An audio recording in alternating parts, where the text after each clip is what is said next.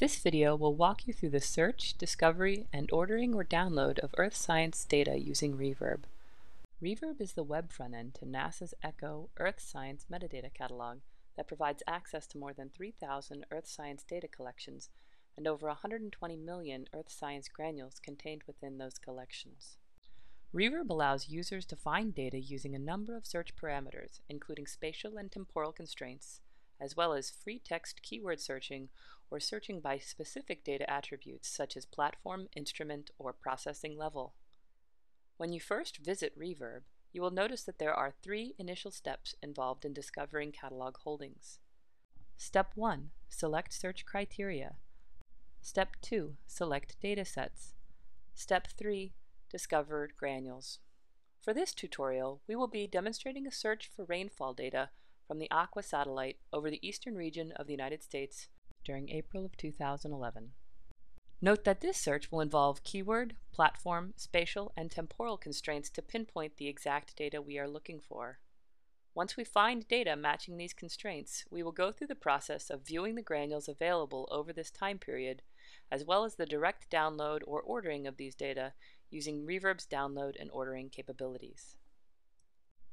Let's begin by selecting our spatial constraints.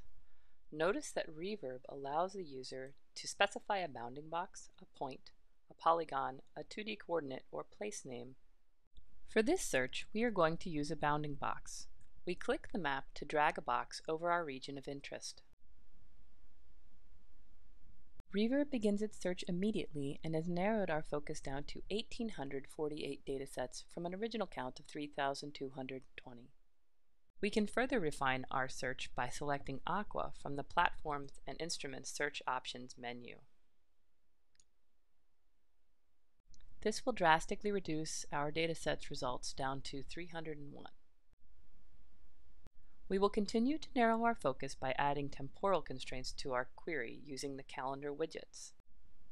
First, we choose a start date of April 1st, 2011. Next, we select an end date of April 30th, 2011.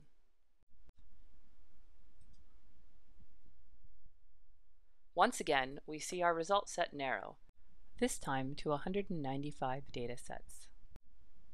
Adding a keyword parameter of rainfall to our search using the free text search terms field will allow us to find any dataset specifically dealing with rainfall.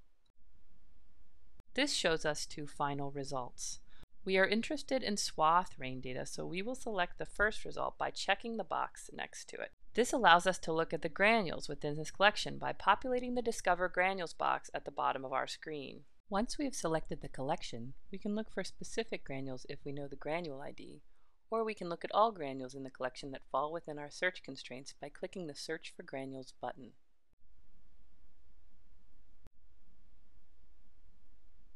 The first thing we notice on the granule results screen is a data quality summary informational dialog.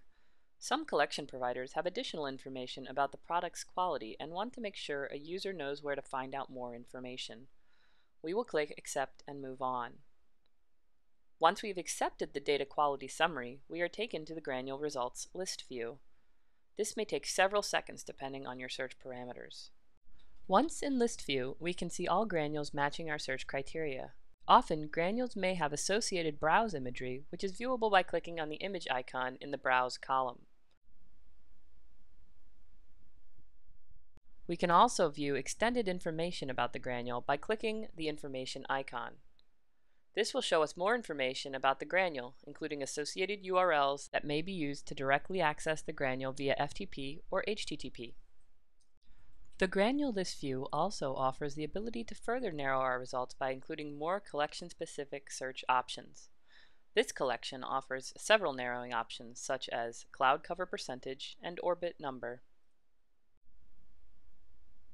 Next, we will look at these granules using Reverb's map view. We click on the Map View tab and are shown the same list of granules.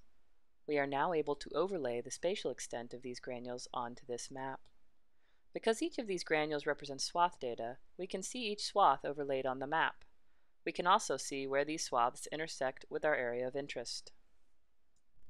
Once we've decided which granules we are interested in, we can move on to the data retrieval process using the shopping cart.